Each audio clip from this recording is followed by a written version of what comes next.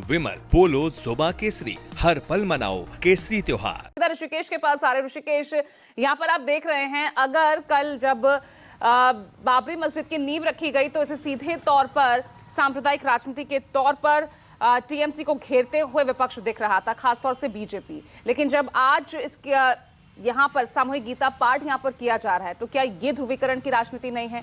क्या हिंदू मुसलमान वाली राजनीति के तौर पर ही क्या लड़ने की कोशिश की जा रही है?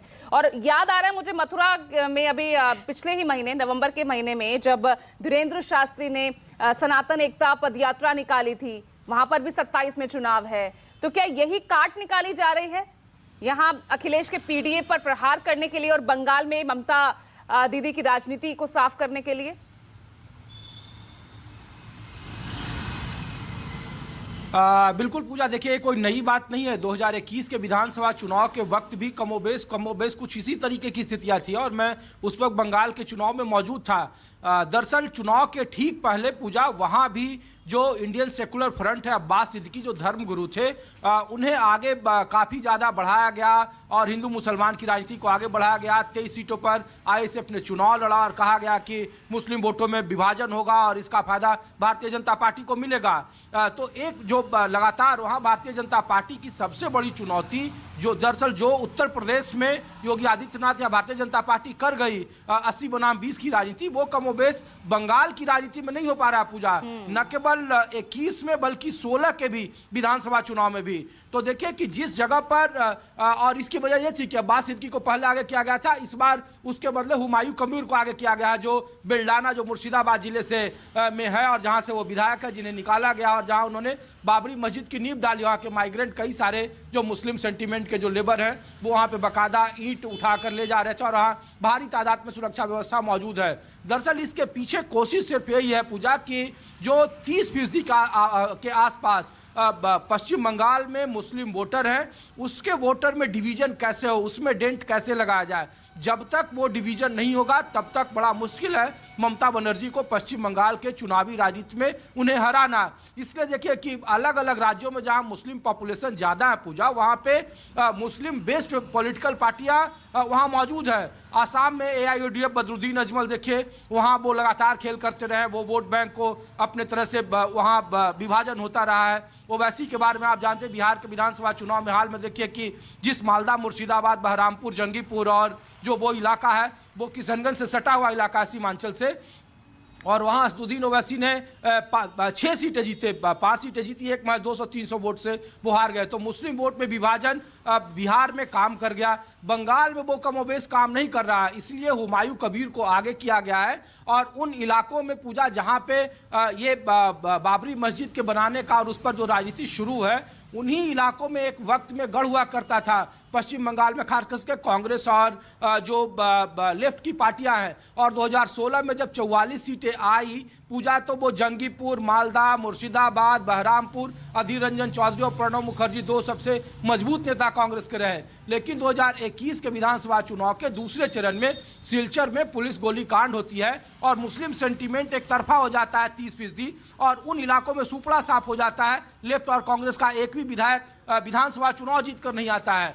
तो ये कोशिश है कि अगर हुमायूं कबीर उस मुस्लिम सेंटीमेंट या उस मुस्लिम वोटर जो तकरीबन 28 से 30% है, अगर उसमें वो विभाजन करते हैं तो इसका फायदा भारतीय जनता पार्टी को होगा, पहली बात। दूसरी बात की जो गीता पाठ है या फिर अब जब जैसे जैसे आगे बढ़ेगा पूजा, तकरीबन मार्च या अप्रैल में चुनाव होगा बंगाल में और उस वक्त रामनवमी आता है। पिछले बार भी विधानसभा चुनाव के वक्त में बंगाल में रामनवमी की ऐसी धूम मची थी कि आपको उत्तर प्रदेश में वैसी रामनवमी देखने को नहीं मिलेगी, बिहार में वैसी रामनवमी का धूम नहीं दिखेगा। वहां शायद ही कोई जिला होगा, शायद ही कोई ऐसा जगह पर होगा जहां पे जो राम ध्वजा है वो पश्चिम बंगाल में न फहराया गया हो। न केवल भारतीय जनता पार्टी बल्कि तृणमूल कांग्रेस भी, टीएमसी भी उसमें आ गई थी, क्योंकि ये हमेशा ये कोई नई बात नहीं है। वहां तृणमूल कांग्रेस और ममता बनर्जी हिंदुत्व की राजनीति को हमेशा जिंदा रखती रही है। इसीलिए आप देखिए कि जो हुमायूं कबीर आरोप लगा रहे हैं कि सिलीगुड़ी में महाकाल मंदिर सरकारी खजाने से बना दिया गया, जगन्नाथ मंदिर बना दिया गया,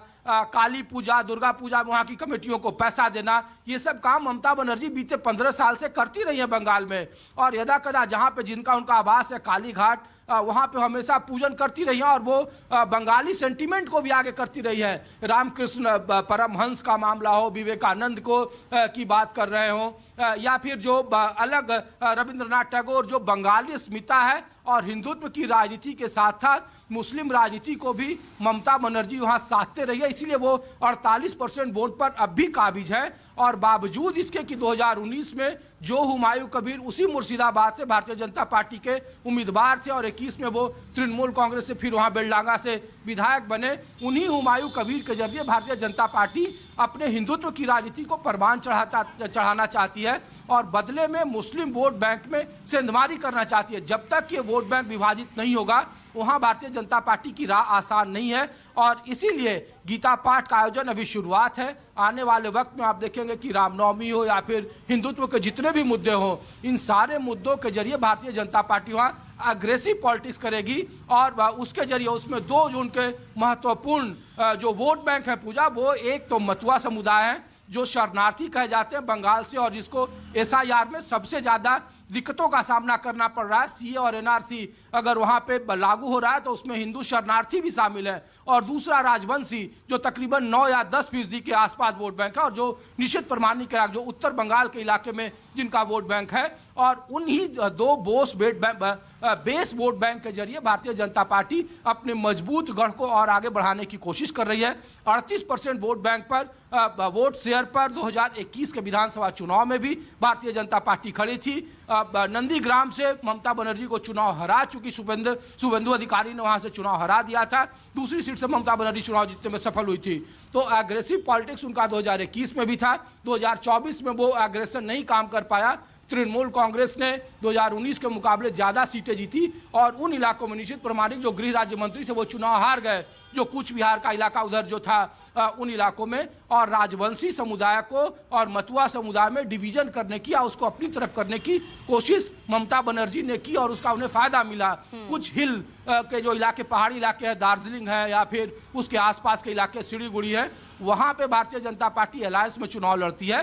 तो वहां भी ममता बनर्जी ने कुछ छोटे छोटे पार्टियों से अलायंस किया था और वहां भी बीजेपी को मुंहतोड़ जवाब देने की कोशिश की थी। अब जैसे जैसे चुनाव नजदीक आते जाएगा पूजा, वैसे वैसे हिंदुत्व के एग्रेशन की पॉलिटिक्स, उसके उन्माद की पॉलिटिक्स भारतीय जनता पार्टी आगे बढ़ाएगी और ममता बनर्जी को घेरने की कोशिश करेगी। लेकिन ममता बनर्जी हिंदुत्व और मुस्लिम राजनीति को साथ लेकर चलने की कोशिश कर रहे हैं और इसीलिए हुमायूं कबीर को आगे किया गया है, जो 22 दिसंबर को अपनी एक राजनीतिक पार्टी बनाएंगे और 123 या 125 सीटों पर वो अपने उम्मीदवार उतारेंगे। इस बात का उन्होंने संकेत दिया, ऐलान किया है। जो जानकारी मिल रही है सूत्रों के मुताबिक वहाँ के जो स्थानीय लोग हैं जो बता रहे हैं। और अगर ऐसा होता है तो कितना वो विभाजन कर पाते हैं, कितना डेंट लगा पाते हैं, क्या बिहार के लिए असदुद्दीन ओवैसी साबित होंगे वो पश्चिम बंगाल में, क्योंकि ओवैसी मात्र 6 सीटों पर चुनाव लड़े थे और उनका उस तरीके का असर नहीं था।